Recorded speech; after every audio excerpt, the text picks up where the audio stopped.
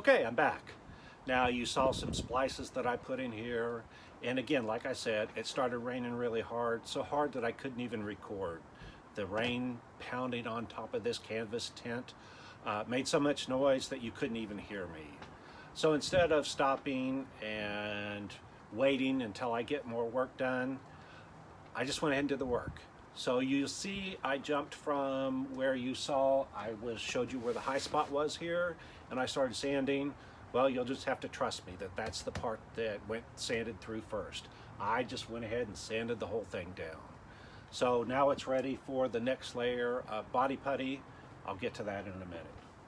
So what happened is when I make this part, every day when I'm done, I try to paint it a certain color. That allows me to see what's going on. It works as what's called a guide coat, but it's like a guide coat on steroids. So what happens is, as I sand, I go through each of the layers. So what happens is, I made this out of FRP, which is fiberglass reinforced plastic. It's white. So I went ahead and made the part. Then I went behind it and I put the wooden structures to hold it in place and some fiberglass. So that's behind it. The next layer is the FRP. Then I painted it black. So that's the next layer on top of that. Then I painted it kind of a maroon color, and finally I painted it orange.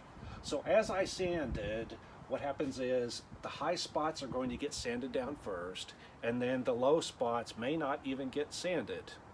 So what you see here is, if you look, right here is an area where it's bare fiberglass. I know that this is the fiberglass on the back side because I actually sanded through, and if I did a close-up, you could see there's a hole right there. A small hole, but there's a hole there, which means this was a high spot so high that it's higher than the low spots around it.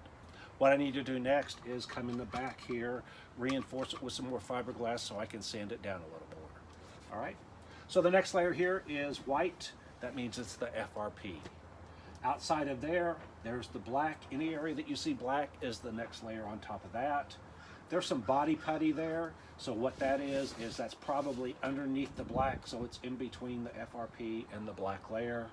On top of the black layer is a maroon layer, and then finally there's an orange layer that you see here. So anything that you see orange is the surface that I'm going for. When I sanded it, it sanded through the orange, it sanded through the maroon, it sanded through the black, it sanded down to the body putty, and in some cases down to the fiberglass in front, down to the FRP layer, and finally all the way through to the fiberglass on the back, and even through that fiberglass.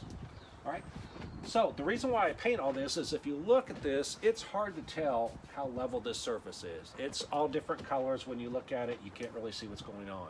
So at the end of the day, I paint it. I try to paint it in a gloss paint so it's really reflective. It shows every defect.